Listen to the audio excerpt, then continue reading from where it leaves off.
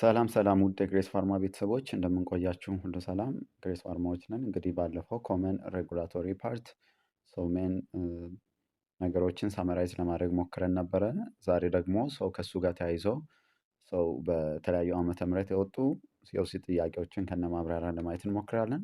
the first one question is in Ethiopia which government body is primarily responsible for regulating medicine, food and healthcare service to ensure their safety, quality and efficacy? ይህን በደንብ አይተናል አይደለም? በኢትዮጵያ ውስጥ ሰው ከሜዲሲን ጋር በተያዘ ከምግብ ጋር እንዲሁም ደግሞ ሄልዝ ኬር ሰርቪሶችን to ensure their safety, quality and efficacy which body is responsible? A Minister of Health, B EPSS ወይም ደግሞ ኢትዮጵያ ፋርማሲውቲካል ሰፕላይ ሰርቪስ፣ ሲ FDA ወይም ኢትዮጵያ ፉድ ኤንድ ድራግ አድሚኒስትሬሽን። ወደ ዲ በምንመጣበት ጊዜ ድራግ አድሚኒስትሬሽን እንደ ኮንትሮል ኦቶሪቲ ወይም ዳካ። ስለዚህ የትኛው ይመስላችኋል? ይሄ ምንም ጥያቄ የለውም ማለት ነው። በቲቶሪያላችን መሰረት ትክክለኛ መልሳችን ሲ ኤፍዲኤ ይሆናል ማለት ነው። ወደ ኤክስፕላኔሽኑ በምንመጣበት ጊዜ the FDA is the national regulatory body with the mandate to overuse the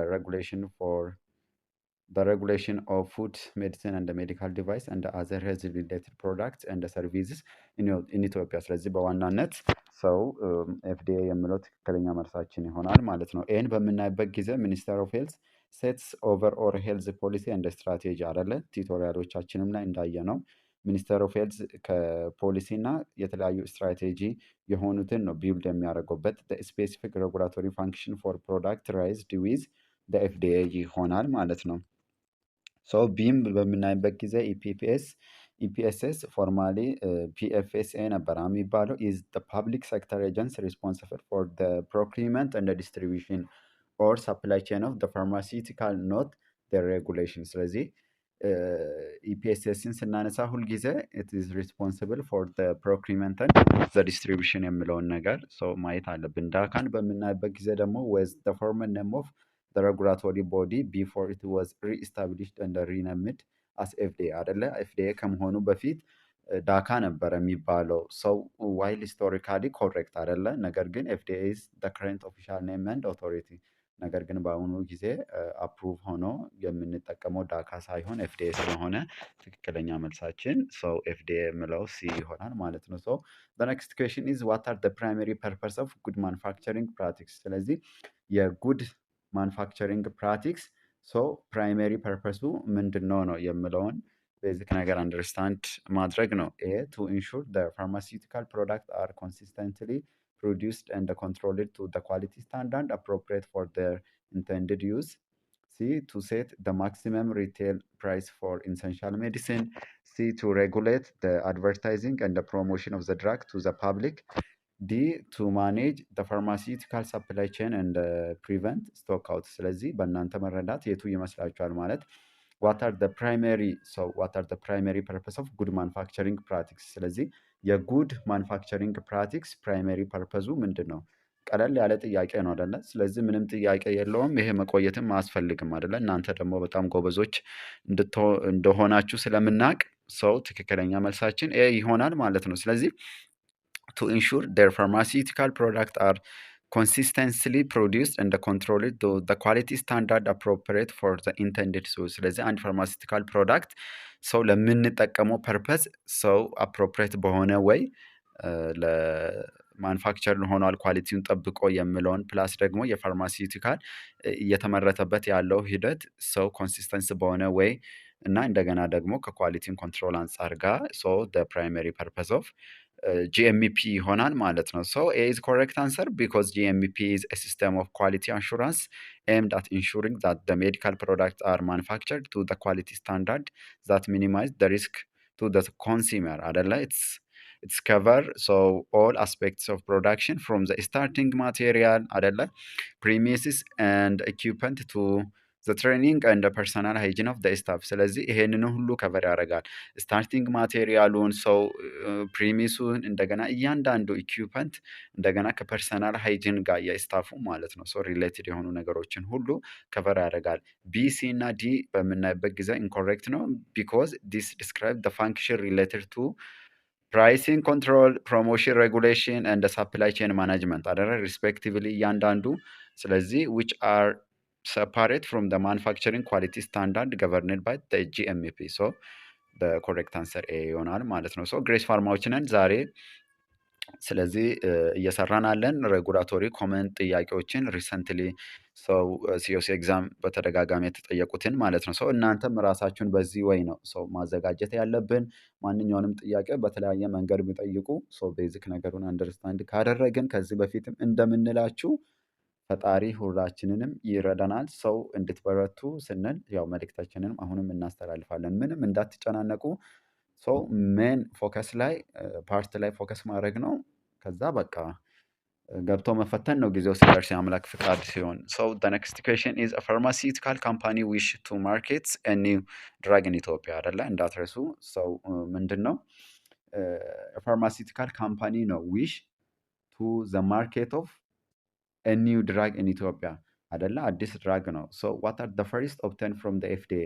ስለዚህ ይሄን አዲስ የሆነ ሰው አንደኛው ካምፓኒውም አዲስ ነው ዊሽ ቱ ዘ ማርኬት ኦፍ እንደገና ደግሞ ኒው ድራግ ነው አይደለ? ኢን ኢትዮጵያ ሰው ዋት አር ደ መስት ፈርስት ኦብቴን ከኤፍዲኤ መጀመሪያ ምን ማድረግ አለበት ነው። ቢዝነስ ላይሰንስ፣ ቢ ጉድ ማኑፋክቸሪንግ ፕራክቲስ ሰርቲፋይ ፎር ዴር ፋክተሪ፣ ሲ ማርኬት ኦቶራይዜሽን ኦር ፕሮዳክት ሬጅስትሬሽን። ሰው ወደ ዲ በምንመጣበት ጊዜ አን ኢምፖርት ፐርሚት ፍሮም ድራው ማቴሪያል። ስለዚህ ከዚህ በፊትም ምን ብለናል? ከአራቱ ምርጫዎች ሁለቱ ምንም ከጥያቄ ጋር የማይሄዱትን ምን እናደርጋለን? ኢሉሚኔት እናደርጋለን። ለምሳሌ ድራጉ ኦልሞስት ማኑፋክቸር ተደርጎ ሰው ያለቀ ነው አይደለ? ስለዚህ ቢዝነስ ላይሰንስ ኦልሞስት ቢዝነስ ላይሰንስ አውጥቶ ድራጉን ማኑፋክቸር አድርጓሉ። ስለዚህ ከጥያቄ ጋር አይሄድም፣ እሱንም እናወጣለን። ሲቀጥል ዲ ደግሞ አን ኢምፖርት ፐርሚት ፍሮም ድራው ማቴሪያል ኦልሞስት ድራጉ ማኑፋክቸር ሆኗል አይደለ? ስለዚህ አን ኢምፖርት ፐርሚት ፎር ራው ማቴሪያል። ለምን ራው ማቴሪያሎቹ መጀመሪያ ሁሉ ነገር አልቆ ድራጉ ማኑፋክቸር ሆኗል። ስለዚህ ማን ቀረን? ቢና ሲ ቀረ። ከቢና ከሲ ደግሞ ሞር ፕራዮሪቲ ስንሰጥ ሰው ድራጉ አዲስ ከሆነ ደግሞ ከኤፍዲኤ ምን መውሰድ አለበት?